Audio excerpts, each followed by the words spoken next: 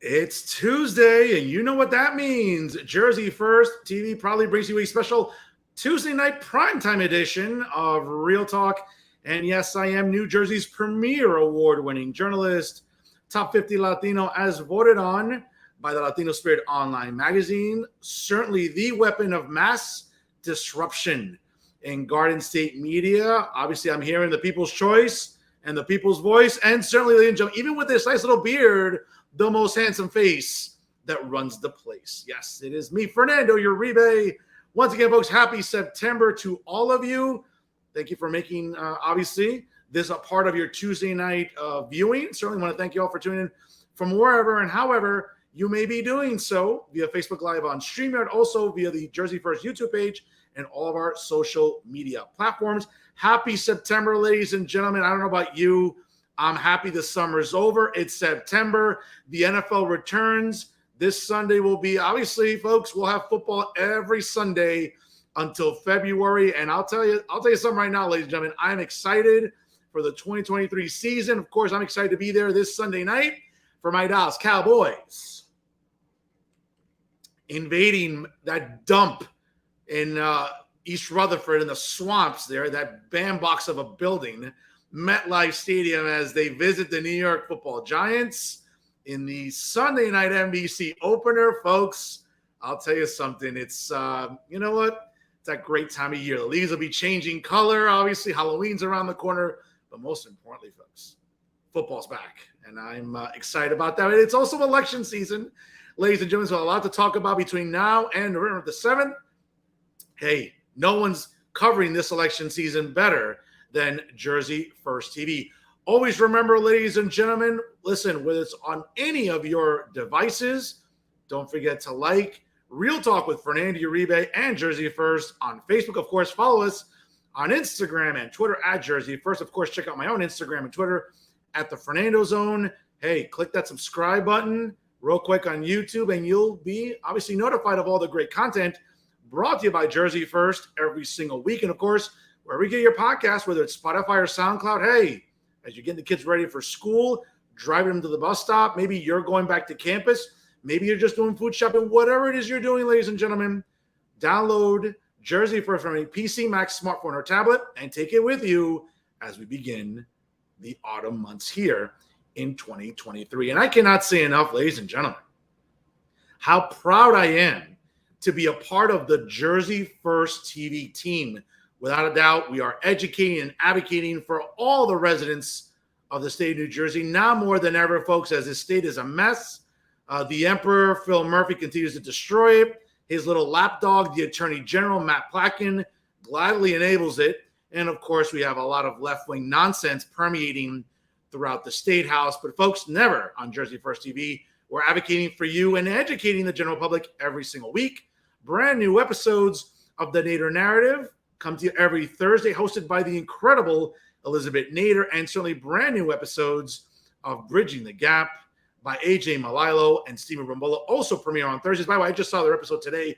Great job, you guys. Certainly keep up the great work. And of course, every Monday night in its regularly scheduled time, of course, new episodes of Real Talk with Fernando Uribe come to you every Monday night at 6 p.m. Eastern time. Of course, yesterday was Labor Day. Hey, your favorite journalist deserves a holiday, and why not, of course, coming to you live here on this special Tuesday night prime time edition. And folks, I'll have a lot to talk about a little bit later during my final thoughts. I'll have a lot to say about Terrence McDonald and really, I think, the joke that is the New Jersey Monitor, right? A news site that was started with the best of intentions, and if anything, it's just really become one of the worst ones in the state of New Jersey. We'll talk about that and much more. And also, ladies and gentlemen, I don't like to brag. No, I do actually. But once again, thank you to all of you for the outstanding traffic in the month of August. Over 20,000 organic views. Folks, nothing boosted here. I don't believe in vaccines. I don't believe in boosting anything, much less this show or myself. Ladies and gentlemen, without you, my loyal viewing audience every week that tunes in live and also shares the replay on all of your social media, without you, again, this success that I'm enjoying right now is really because of all of you. And again, I cannot thank the management at Jersey First TV for their belief in my abilities. Shout out to my boss, Rosemary Becky, who I'm sure I give her a lot of headaches sometimes. All right, Ashley Smith, our executive director. And I'm sure that there are a lot of mornings that they'd like to have breakfast in peace, and they probably can't. But I appreciate you ladies sticking by me. And really, I continue to work hard for all of you at home, folks, being the broadcast journalist that I am. I'll talk a little bit more about this great traffic. And of course, folks, maybe I'll brag just a little bit. But first, ladies and gentlemen, hey, it is indeed, you know what I'm saying? It is indeed election season. And without a doubt, ladies and gentlemen, I have to just say this, and I cannot say it enough. It is one of the most consequential election seasons that I can ever remember in New Jersey electoral history. And that is, without a doubt, coming up on November the 7th. All 120 legislative seats are up for grabs in Trenton. Now, it might not be the sexiest of elections, right? There's no presidential election. There's no gubernatorial race. There's not a Senate race, no House seats. But folks, people that shape your lives every single day are the legislators. The state Senate and the state Assembly, all 120 seats are up for grabs. And we got some winnable seats, ladies and gentlemen, in Central and South Jersey, even also in parts of Bergen County that I think have been monopolized by do-nothing Democrats in Bergen County. I'm not afraid to say that. And folks, one of the people looking to challenge and hopefully flip LD 36 as red as my jacket, he's my guest tonight, veteran and state Senate candidate in the 36th Legislative District, Chris Auriemma, joins us here on Real Talk. Chris, how are you? How you doing? How you doing, sir? I appreciate it. And folks, again, for all of you that are not familiar with the 36th Legislative District, certainly one of the 40 legislative districts comprised of the New Jersey legislature, it encompasses multiple municipalities in Bergen County, which include Carlstadt, Cliffside Park, East Rutherford, Lyndhurst, North Arlington, Wallington, one of my favorite townships, again, some of the hottest Polish girls you'll ever see in the township of Wallington, that's for sure, and Woodridge, as well as Edgewater and Fairview, and also the city of Passaic in Passaic County. Chris, I got to tell you, a very diverse district to say the least, very working class.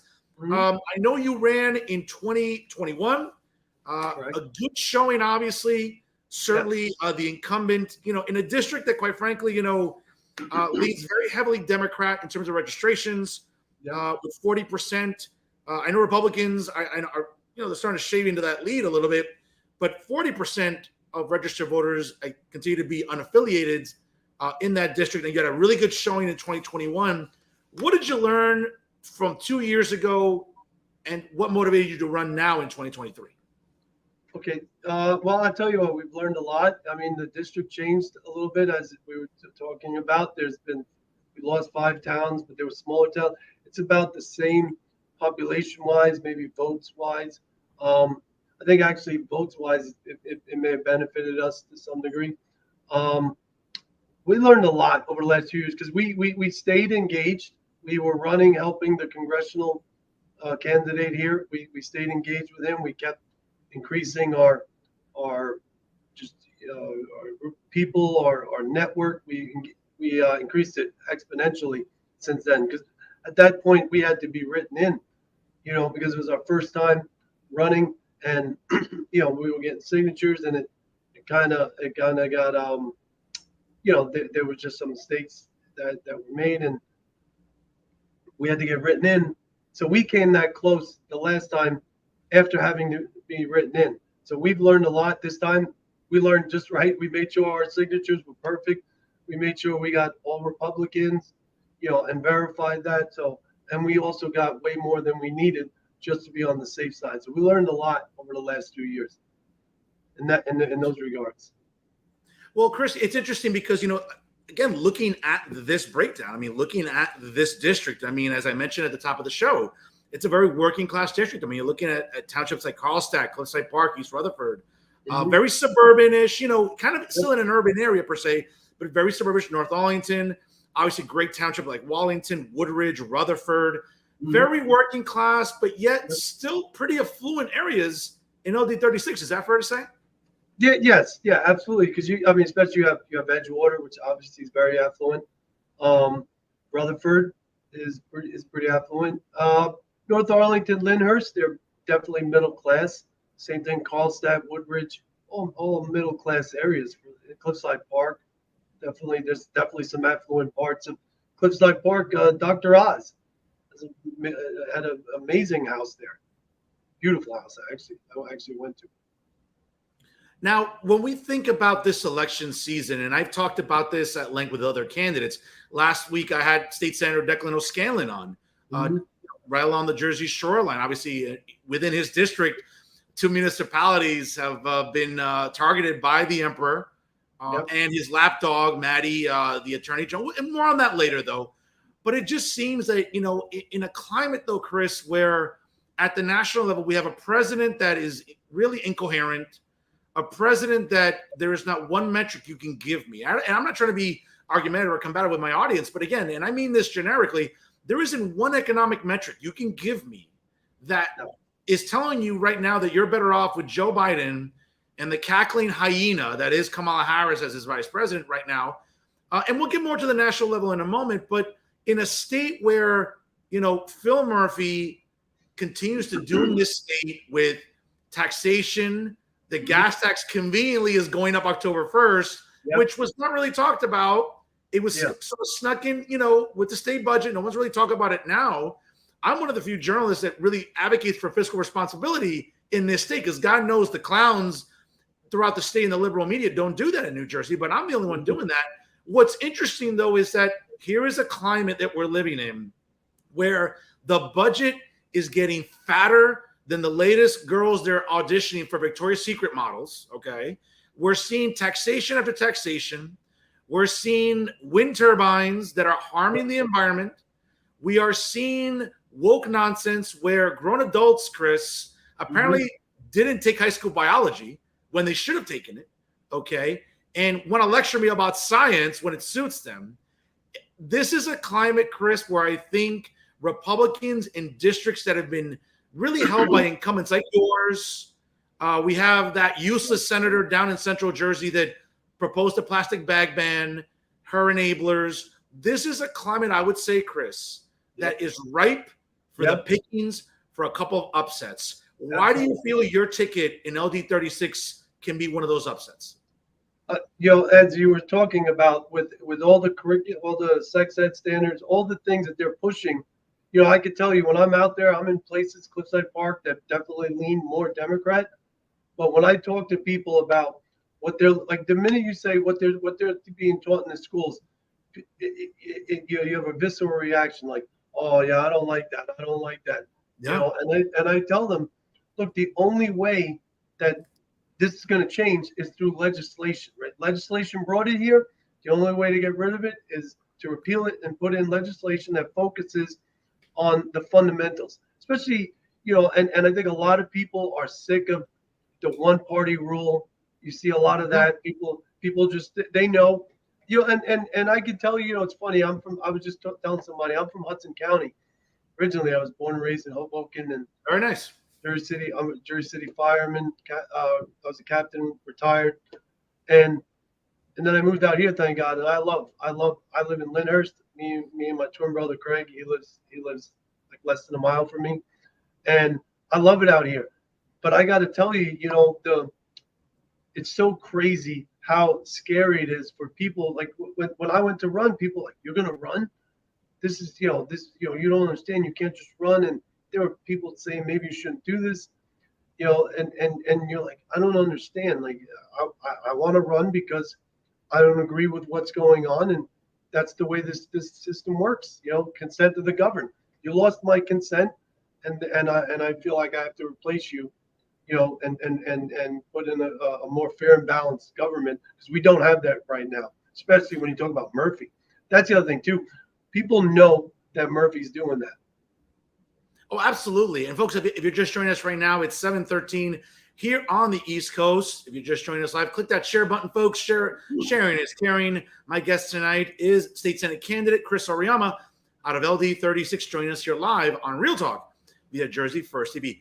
Chris, we'll get into that LGBTQ curriculum that's really, I think, a big lightning rod. And part of the culture war, I think, that is not just permeating in New Jersey, but I think also nationally. But let's get into LD 36. And as I mentioned before, it seems like these incumbents have been there for a while, maybe too long. And should you be able to pull off an upset? Which again, I'm not trying to be combative or argument. I mean, again, it's a tough race. It's winnable for you guys. I've heard the chirping on the street. It's a winnable race for you guys. I know you guys are going door to door. I know you're going to festivals. You're going to food truck rally, events. Everything you could expect during the summer months. And now during the fall, you got to knock on doors. You got to phone bank, all the stuff that is campaigning 101. But having said that, should you be victorious, and I hope you are, on November 7th, once you take office in January of 2024, what do you want to tackle right away in LD 36?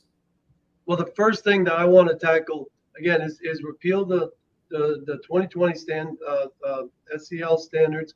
I want a curriculum that focuses on the learning loss that occurred as a result of the lockdowns that Murphy and his ilk that just allowed him to do it.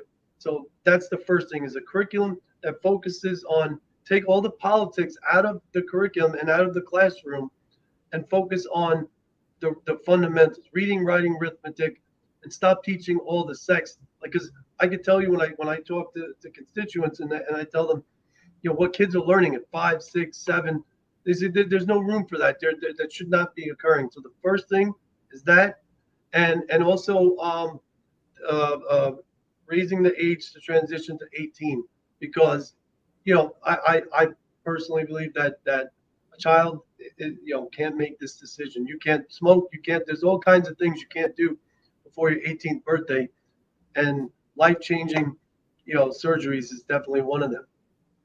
I'm with you. I think that we're getting a lot of woke nonsense, and what's interesting is I've had different guests on during this election season, guests on the right, guests on the left, people that are more conservative than me, people that are more progressive than me, LGBTQ candidates, LGBTQ members of chambers of commerce, things of that nature.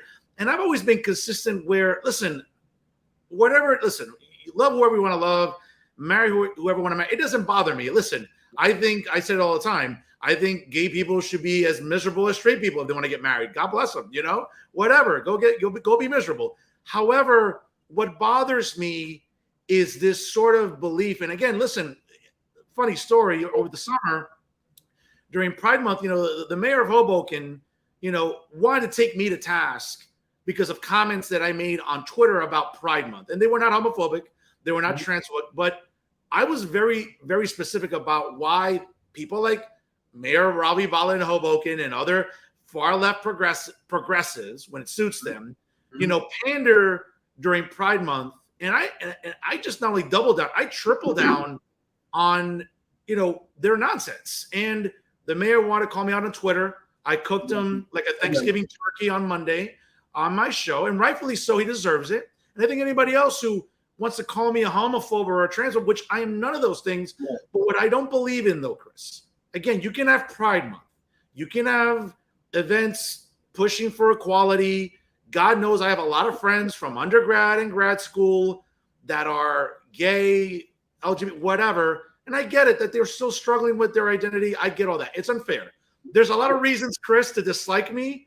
Being straight isn't one of them. So I don't know what that's like. I get it. Right. However, the idea, whether it's at some pride festivals, which we've all seen, okay, it's not isolated. We see in New York City, all across the country, the idea that we should be exposing kids as young as 3, 4, and 5 to drag queen story time, to topics and subject matter that, quite frankly, when I was 5, Chris, and I think I'm older than you. Okay, when I was 5, all I cared about was like playing baseball, little league, playing video games. Right.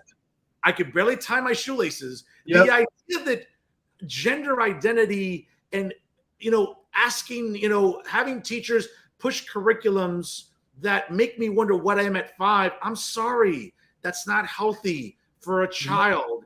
But yet I'm a homophobe and transphobe for saying that, Chris. You know what? I could tell you, look,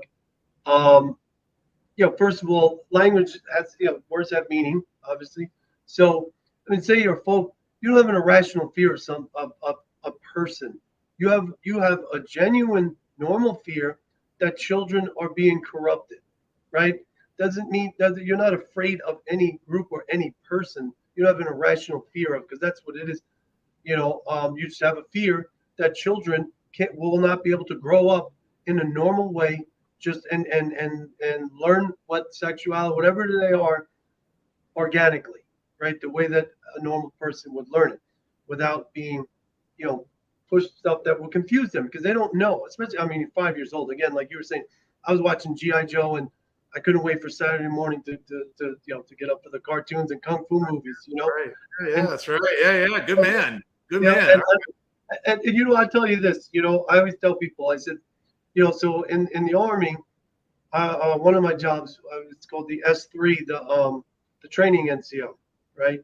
And I would always tell the command, like, whenever you add stuff to the training schedule that goes outside the warfighting skills or the necessary skills, those soldiers can't learn that. There's only so many hours in a day, and when you push these things, you're going to push other things out, right? And that's what's happening now, because especially because you have to take all this time to explain all this basic stuff that these kids have no idea, trying to understand concepts that are so outside of the range of what a 5-year-old can really conceive of, when they should be teaching 2 + 2 and 5 × 5, or, how to write your name, things like that.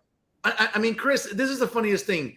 Kids in Japan, and irrespective of how tyrannical the regimes are in North Korea and China, I mean, these are countries and kids that are far exceeding our own here. Okay, and while kids in Japan are learning about calculus, biology, physics in 3rd and 4th grade, you got ham and eggers, you got a bunch of clowns at the NJEA, the New Jersey Education Association, which is all a bunch of clowns, clown central. Okay, they're more concerned with pronouns than making sure that our kids are as equipped as possible to, again, ascend into adolescence, into middle school, high school, be prepared for college. But no, it's like, well, kids in Japan get it.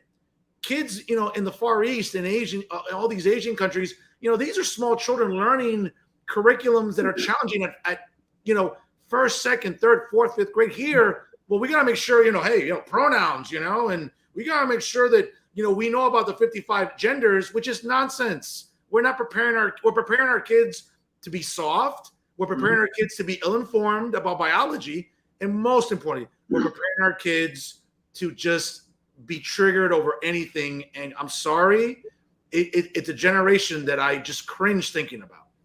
Well, I can tell you, tomorrow I'm going to be, giving testimony at the State Board of Education. One of the things I'm going to talk about is that it's like, I think the whole point of all of this is to raise a generation of activists. Like, I'm personally going to talk about how Mao Zedong and the Four Olds, and that's the point that I personally think is that, they're more concerned with raising activists than they are,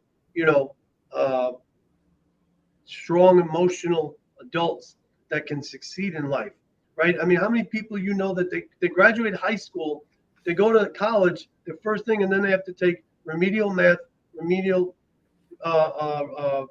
writing, and all this. High school should have prepared them for that. But what happens is, especially today, like when we were kids, if you got left back 3 times, you got left back 3 times. If you weren't ready, you couldn't go forward. Yeah. Right? Now they push you through. They don't even care if they work out all kinds of deals, put credits here and all this stuff, and then they push you through. And then these kids go to college, and that's also probably why they're taking all these, gender studies and basket weaving degrees, because they can't do it. And mind you, I've always said gender studies, women's studies is the most useless major that there exists in all of higher education. You can go to Barnes and Nobles, all right, on Route 3 in Clifton, or the really nice one on Route 17. I think it's still there somewhere in Paramus. Okay, you could spend a weekend there with a thermos of coffee and learn everything you need to learn about women's studies in a weekend. To spend, $250,000 in an education in some of these public and private institutions for garbage majors like women's studies and gender studies is pointless. I can go on and on about higher education and what a scam that is. But Chris, back to sort of, and again, I'm glad you brought up the meeting tomorrow. I know a good amount of concerned parents are driving down to Trenton, It's a shame that unfortunately it's being done during the day. It's forcing, people like conservatives, people that work, people that have jobs, unlike many on the left that just, seem to be professional activists all day. It's a shame that the meeting isn't in the evening. I mean, God forbid that the Department of Education, those bureaucrats actually did some work. These lazy fools down there in Trenton. But I mean, hey, what can you do? I know a lot of people going down to Trenton tomorrow. I know you just mentioned you are. I know Moms for Liberty, different chapter chairs in New Jersey are going down. The New Jersey Project, shout out to them. I know they're big fans of the show. They're going down there. But this is the thing, though, Chris. I really want to pick your brain here because it's interesting where left-wing activists, the Emperor, Maddie Plotkin, who, again, maybe slept through constitutional law in law school, right? This is a guy who prides himself on having a law degree, but he slept through constitutional law. For a fact, and everyone can see it.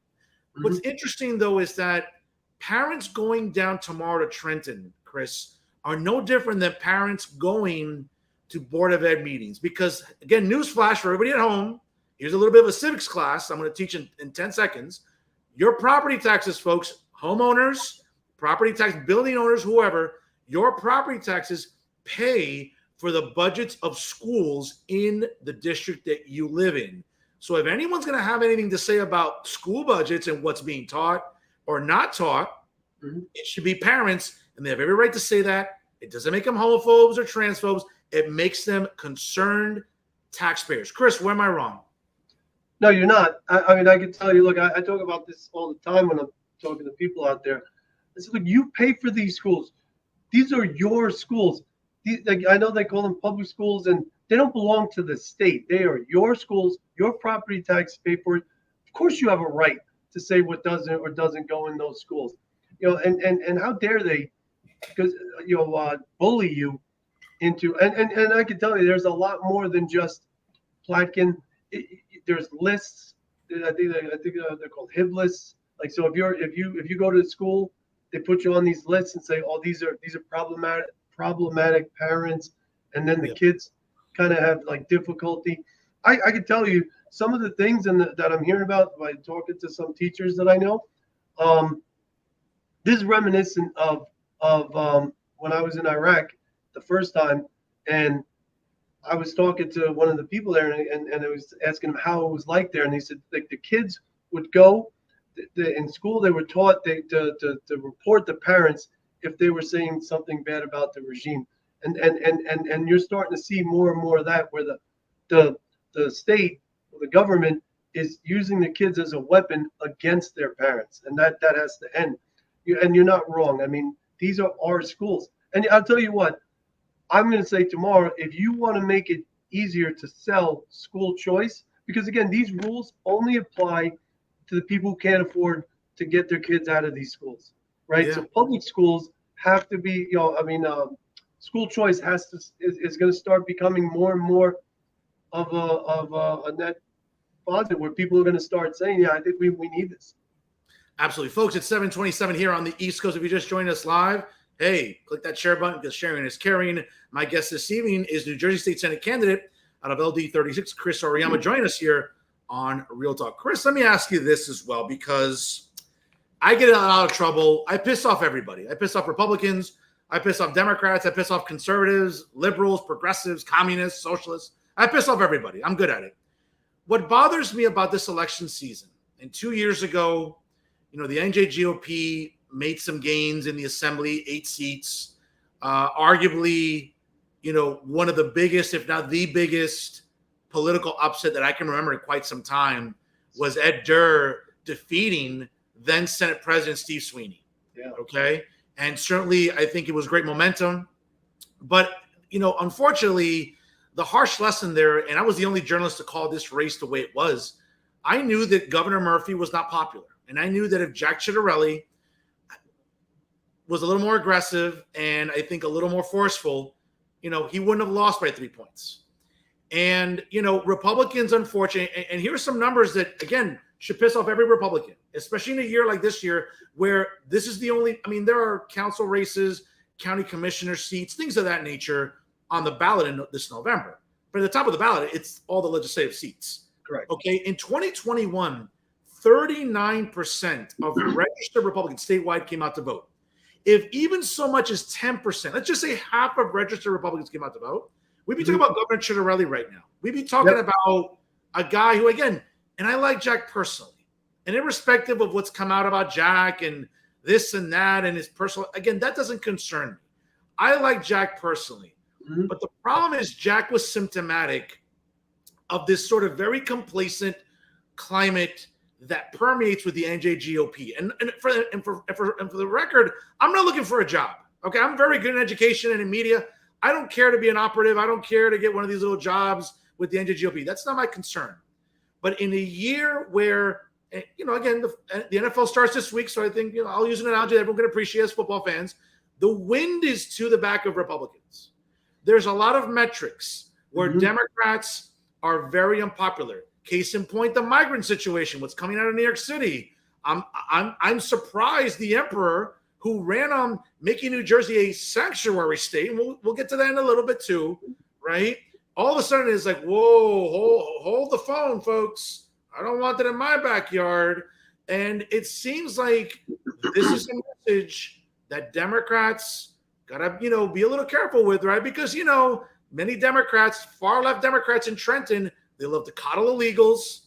They're all about giving illegals driver's licenses, tuition reimbursements.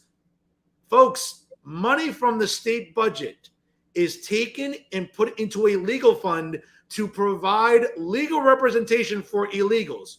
The governor doesn't have a problem with that, and so do many far left Democrats in Trenton. If there's ever a year where Republicans can pull off some upsets, your district included, right, where they may not be able to shave the entire majorities from the Senate and Assembly, but get closer to maybe not, obviously make it a little bit more competitive. This is the year. But Chris, the NJGOP just finds a way to either get to the goal line, they fumble the ball, or they get stopped on 4th and goal. And I'll be honest, as a conservative, it pisses me off, Chris. It really does. There's, what, I'll tell you what, I had a thing on my kitchen that said, be the change you want to see in the world, Yep. So, and I tell people, like, I've been going, like, in Lyndhurst, we completely, not complete, but almost completely remade our county committee.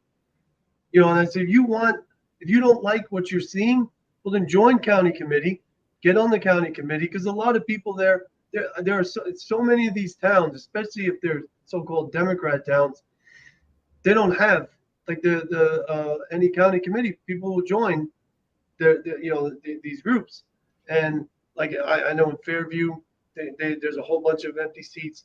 Lyndhurst, we're just about full. We've fixed that, and we're building that up.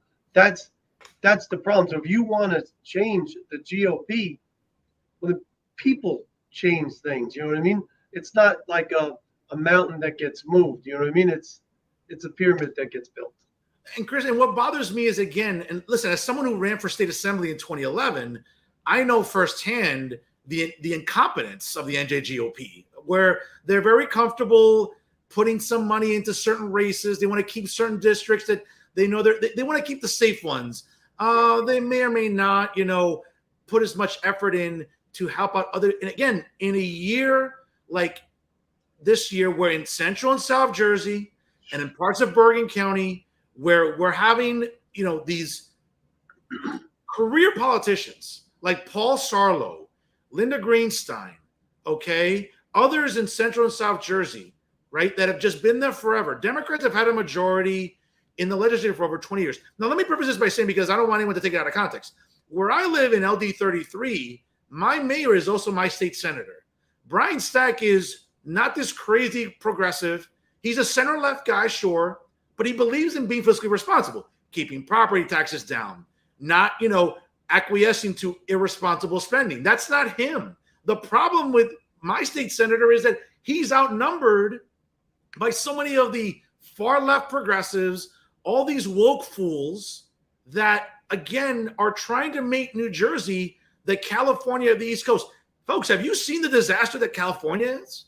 Okay? Whether it's the emperor wanting to make sure we all drive electric cars, because that's not going to mess up the power grid in New Jersey at all, or get rid of gas stoves, or now, again, hey, what do we do with migrants? Or what do we do with, LGBT curriculum? And, again, it's these things, though, Chris, that bother me, because if there's a year where the NJGOP needs to do better with messaging, the reason that Jack lost, and again, I don't care if this has to be in trouble, the reason Jack lost in 2021 was the messaging. It wasn't forceful enough. The emperor killed businesses. He killed the state economy. He borrowed money that he didn't have to. Okay. The nerve of Phil Murphy and the Secretary of the Treasury, another useless woman in Trenton, to say, oh my God, it's great to have a surplus. No, a surplus comes from you, tightening your belt and budgeting, getting COVID money from Washington, and then borrowing money to kick the can down the road. That's not a surplus. Again, it boggles my mind that this propaganda was permeated by Trenton. But in a year, again, Chris, the NJGOP needs to do a better job of messaging. Is that fair to say? I would say, messaging, but you know what? I think it'd be, more than just messaging. I think infrastructure, right? Like that's where Democrats is the ground game, right? Getting people on the ground, getting people out there, getting Republicans involved. I'm always at the Bern County Republican Organization and all this stuff. And I'm always telling people, I'm like, there's things you couldn't be doing, right? You can go help a campaign. There's so much you can be doing, especially if you're county committee, right? Yes. You're supposed to be the person that builds the brand in that city, get out there. So it's not just the top, but the bottom, right? Like I said, I think it's instead of trying to move a mountain, like you said, the GOP, we need to build a pyramid, right? You have to start from the bottom, the bottom up. You know what I mean? And that's what has to happen. These because I'll tell you what I was saying at the Moms for Liberty thing at the BCRO. I said we don't have anything to be ashamed of as Republican. They're the side that's doing all this outrageous stuff. They're the side that are telling parents, you don't have a voice. No one, sit down and shut up. We're saying they're your children. They're saying not during the day they aren't. Absolutely. And again, whether it's that egregious behavior by Phil Murphy and Matt Plotkin, or even Matt Plotkin, again, he slept through constitutional law. We were seeing about the Second Amendment, and we're seeing about the fact that, hey, how's that gun control working out in Trenton, in Patterson, in New Brunswick, in Newark, in the south side of Jersey City, Camden, all dumps.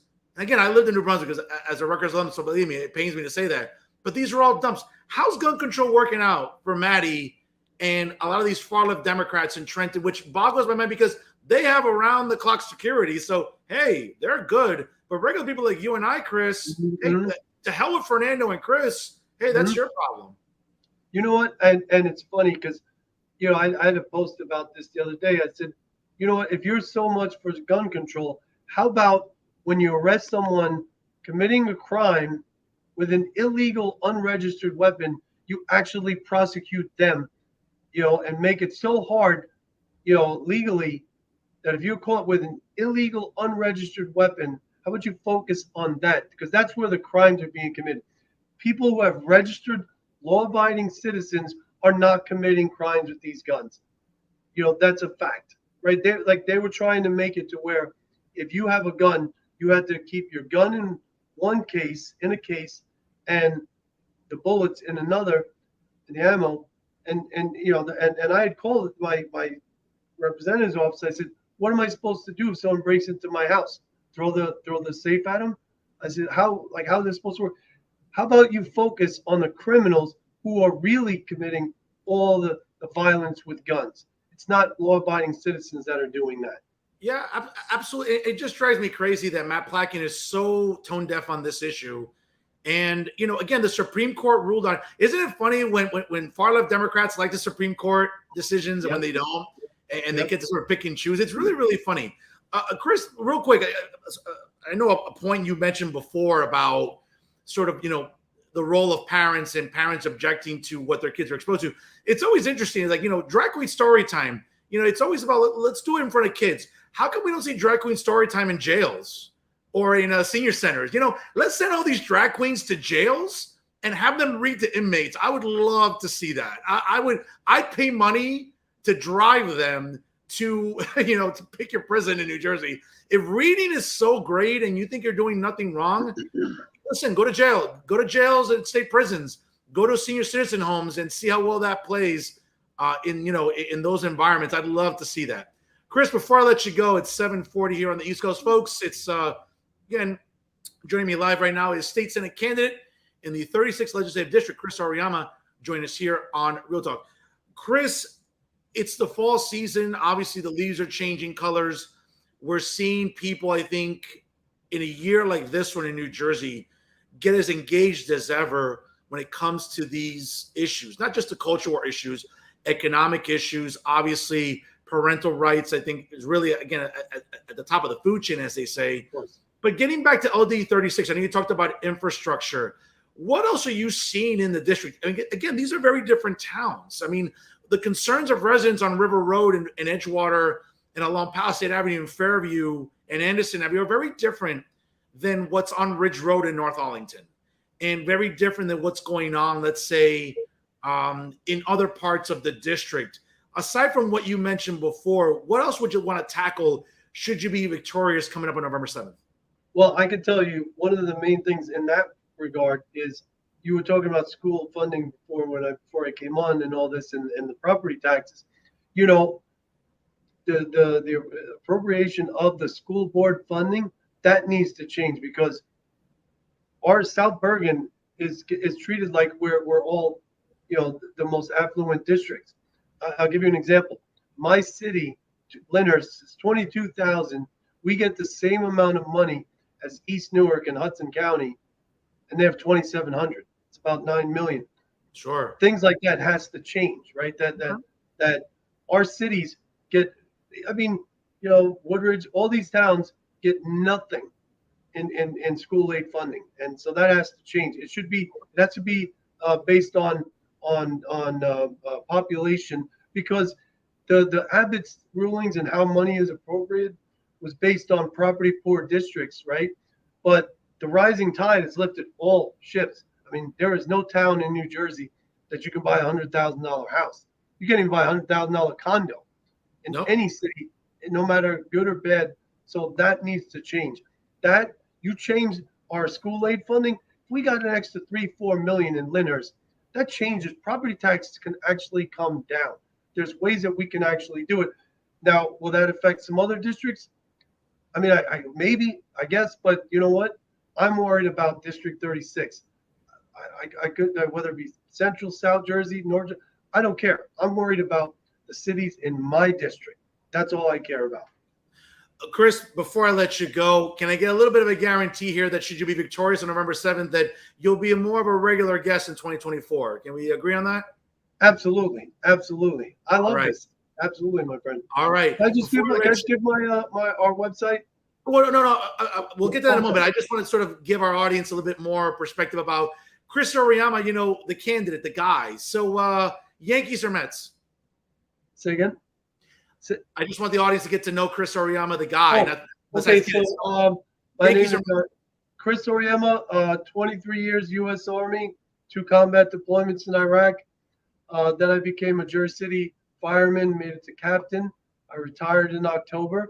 I have a master's degree in emergency management, and then a bachelor's in emergency management, and also a bachelor's in business. I was a business major back in the 90s. I have 2 kids, married, and like yourself, I'm a very conservative patriot. I'm a patriot, and I swore an oath to the Constitution.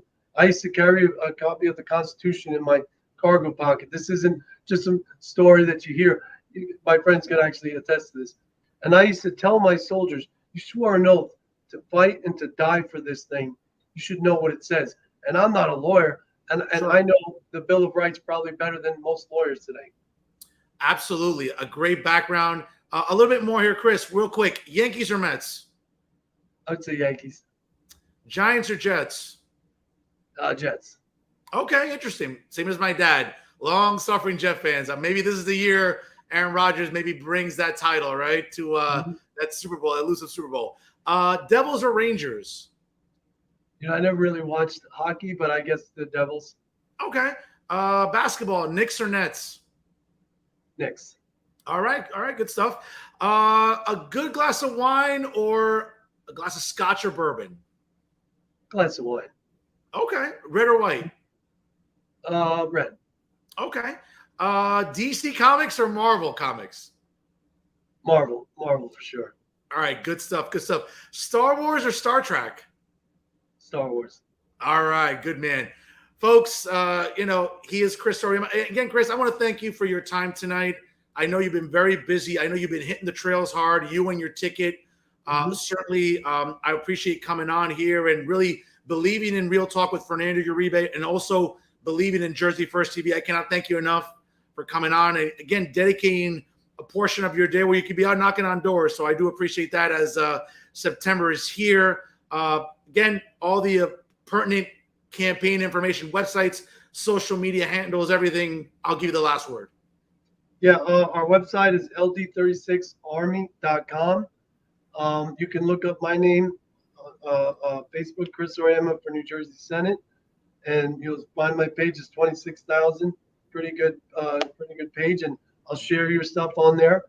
Also, look, we're always looking for volunteers to get out there to do different things, phone banking, as you said, and if you live in South Bergen, please message me and I'll bring you a lawn sign. We're trying to get those out. Folks, election day's coming up on November the 7th. You have options in LD36, and I'll tell you right now, a great option is Chris Auriemma and his ticket. I wish you the best of luck, Chris. I hope you win it. Let's try to make as much of this state as red as my jacket coming up on November 7th. Again, in your district, Central and South Jersey collectively, districts that are very winnable by Republicans in 2023. So have a great night. Keep up the fight. Keep up the good work. And we'll talk to you again soon here on Real Talk via Jersey First TV. Chris, have a great night. God bless. Take care. Folks, great interview there. Great candidate. Again, Chris Auriemma and his ticket in LD36. I really urge you to get involved. And I'll just give you some other information there again if you didn't catch Chris's handles there. But again, check out ld36army.com. Certainly, that's their website. Veterans and Firefighters for Change. Again, a very winnable ticket in LD36. Get out and vote, ladies and gentlemen, November 7th. Again, whether it's LD36, many districts in Central and South Jersey collectively, folks, these are districts that can go red, but they only will go red if you, again, the voters get out there and vote. And folks, we have a lot of career politicians in Central and South Jersey specifically. Are you upset with the plastic bag ban? Vote them out in Central Jersey. Are you concerned about, hey, migrants may be coming to New Jersey, this invasion of illegals and migrants? Hey, especially in Central and South Jersey, right, where apparently there's rumors about them being maybe, I don't know, housed. Well, guess what? Get out and vote down there. There's a lot of winnable districts in Central and South Jersey. And again, like I said, in LD36, folks, do your part. Help out these candidates because, listen, whether it's Paul Sarlo, whether it's Linda Greenstein, whether it's a lot of these far left, extremists in Trenton that have done nothing but raise the cost of living, that continue to tax us unnecessarily, that continue to not push back the gas tax, which they should have rolled it back, folks. But again, that would take something called integrity, that four-syllable word that I know a lot of far left extremists and far left legislators in Trenton struggle with. So again, folks, you have options on November 7th, and Election Day really is only a few weeks away.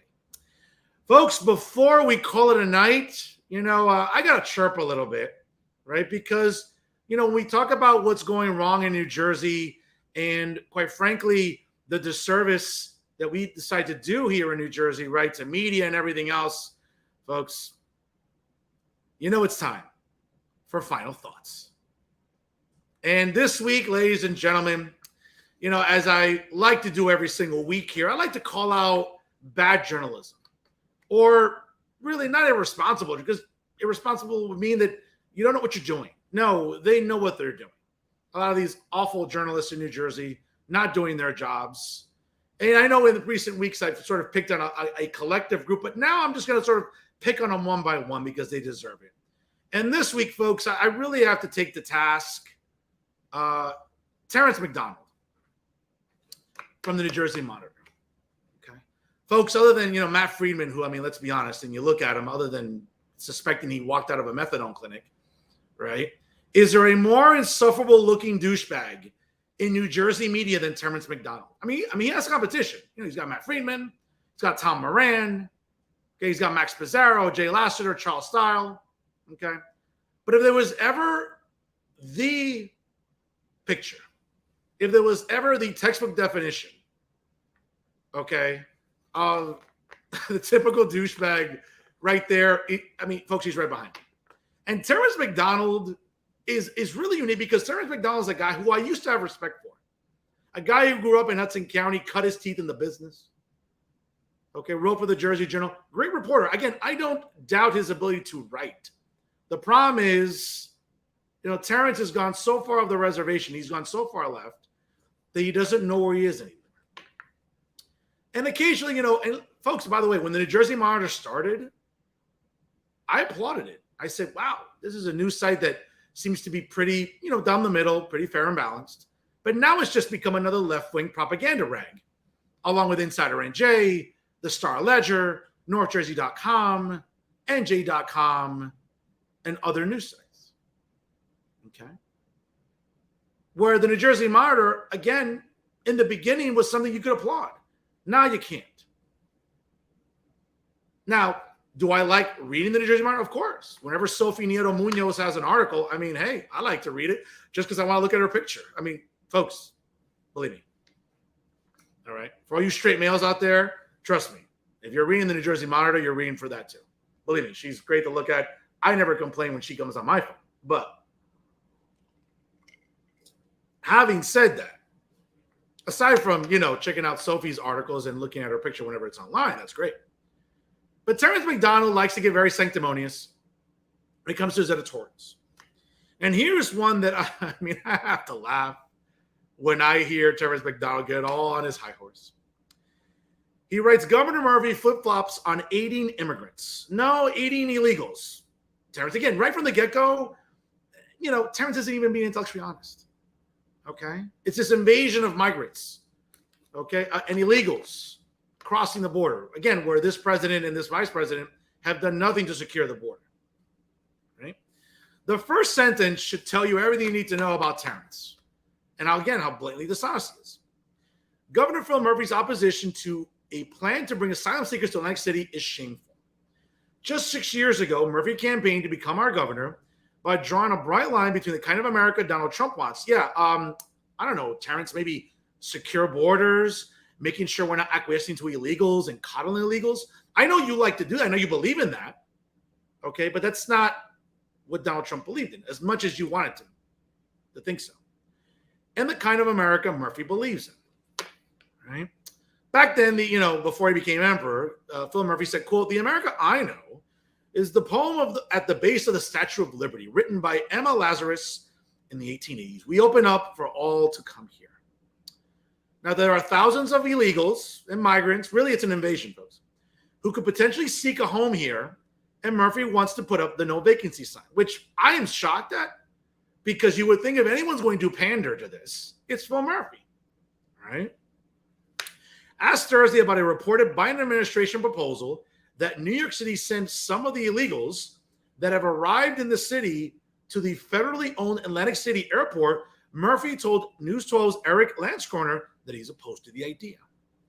Quote, "I don't see any scenario, Eric, where we're going to be able to take a program in Atlantic City or frankly anywhere else in the state. We're already seeing folks in New Jersey that have probably swelled into Jersey from New York City or from other locations. But you need scale, enormous amount of federal support, resources that go beyond anything we can afford.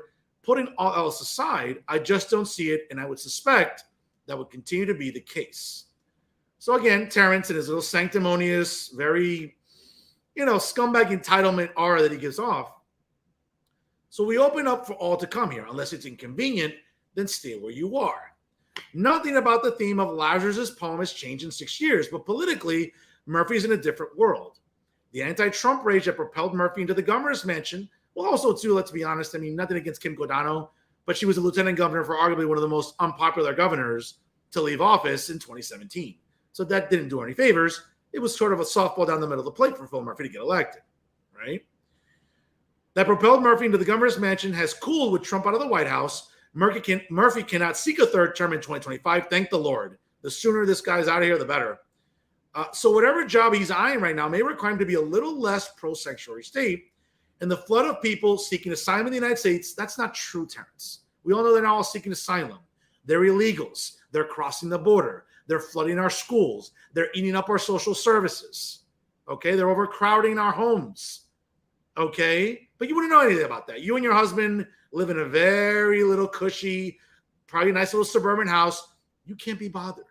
But for the rest of us that live in urban areas where we see illegals every single day, yeah, that's foreign to you. But more on Terrence later.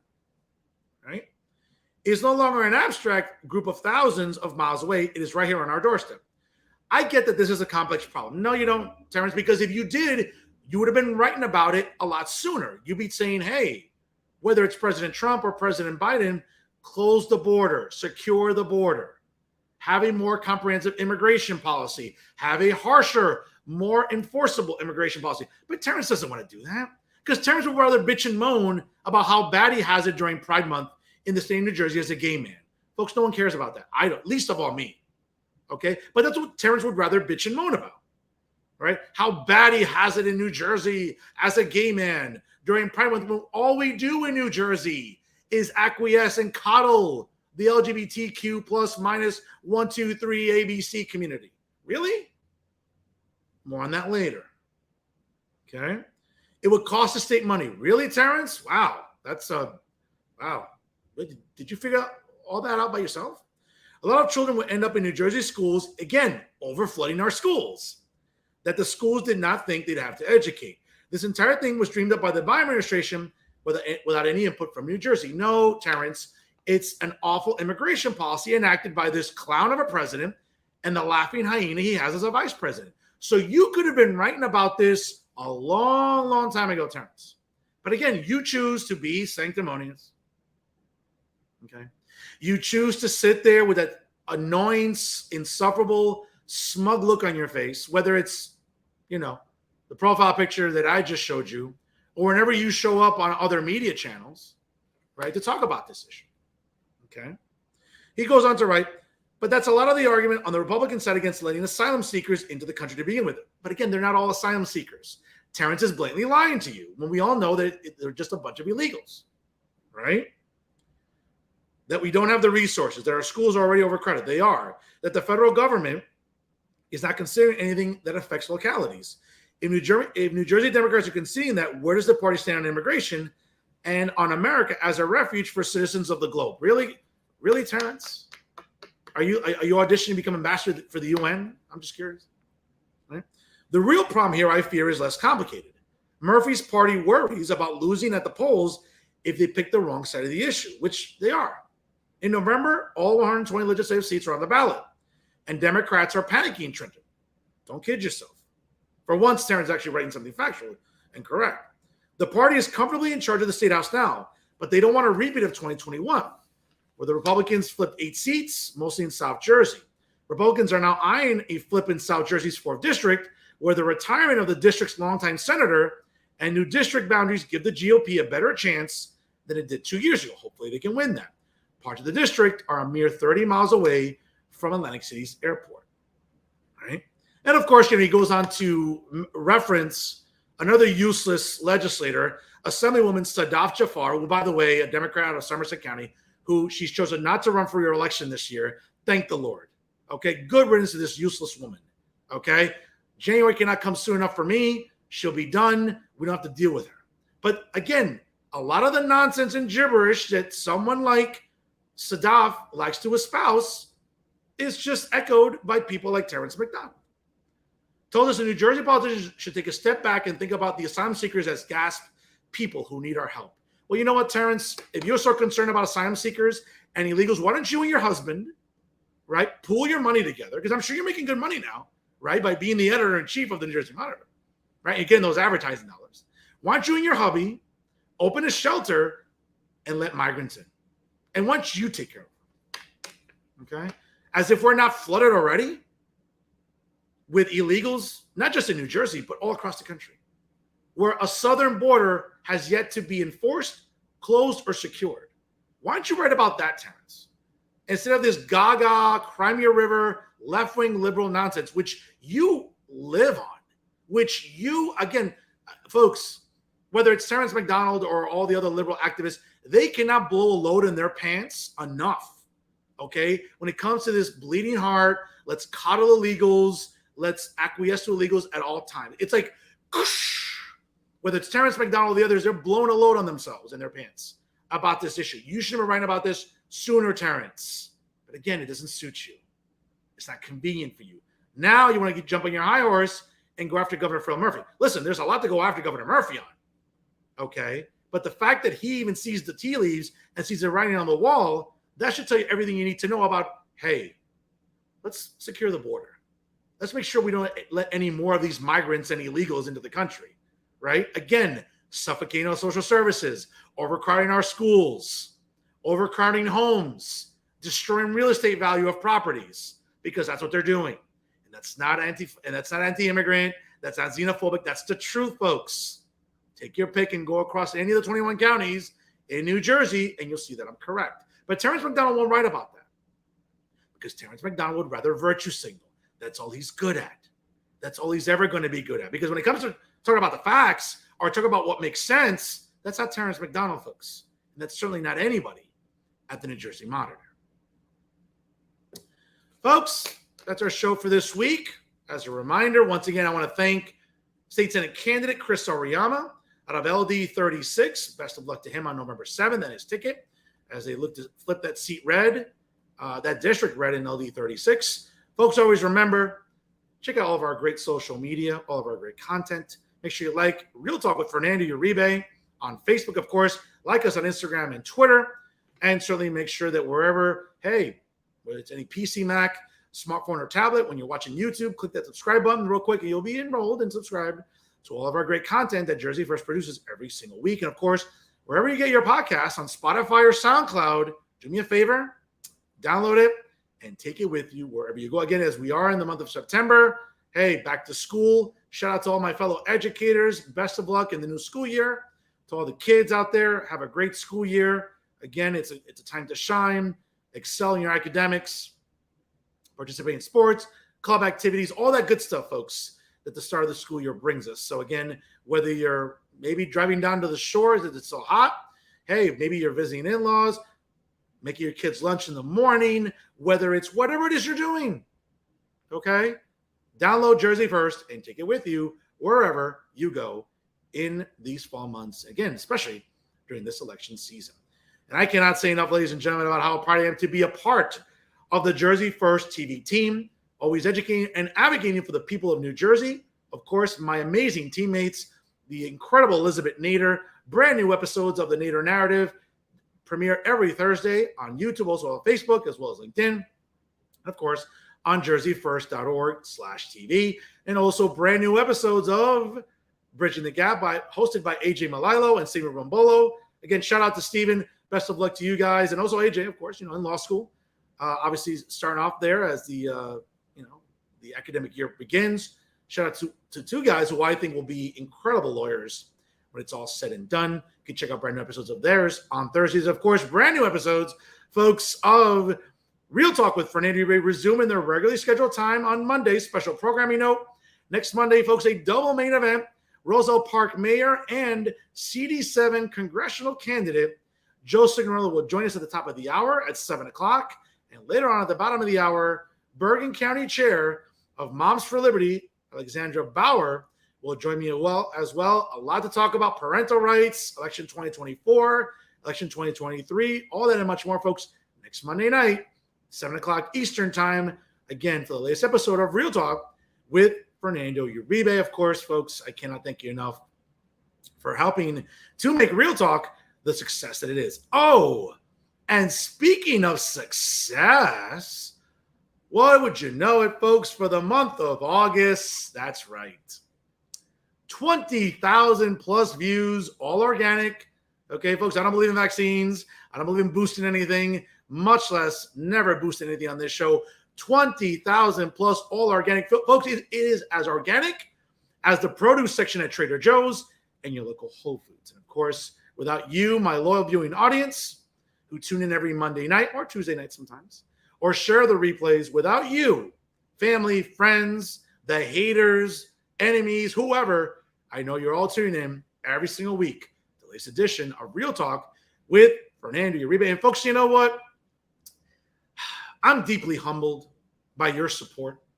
Seeing these numbers behind me every single month, great traffic. And I'm not the most humble guy around, but I have to say I'm deeply humbled by your support, because without all of you at home watching every single week, Real Talk with Fernando Uribe would not be the success that it is currently right now and will continue being for the foreseeable future. So once again, folks, thank you so much. And to quote one of my childhood heroes, the nature boy Ric Flair, folks, when you got traffic like this, here's a message to all the haters, people that can't stand me, people that hate me, people that don't like me whatsoever. Whether you like it or you don't like it, learn to love it, because Real Talk with Fernando Uribe via Jersey First TV is the best thing going today. Woo! I'll say it again. Woo! Folks, for all the haters out there, do me a favor. I think I'm looking at the clock. Walgreens and CVS is still open. You might want to get some ointment for that burn. Once again, folks, thank you so much for tuning in here this week. Special thank you to Chris Auriemma, State Senate candidate in LD 36.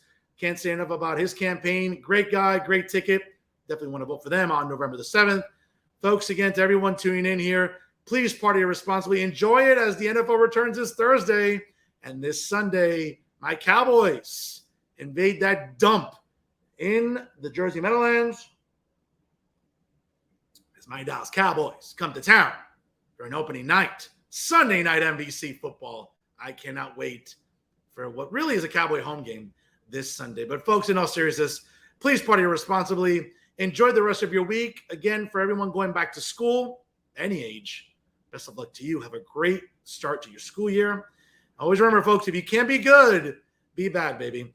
Always remember, if it's unbiased, unfiltered, and unafraid, it's always Real Talk right here with Jersey First TV. I am New Jersey's premier award-winning journalist, top 50 Latino as voted on by the Latino Spirit Online magazine. Without a doubt, the weapon of mass disruption in Garden State media, certainly the people's choice and the people's voice. And yes, even with this nice little beard, the most handsome face that runs the place. It's me, Fernando Uribe, saying so long, ladies and gentlemen. We'll see you next Monday night. Big double main event. Joe Signorello, Alexander Bauer, join us on Real Talk next Monday night live at 7 p.m. Eastern Time. Have a great week, everybody.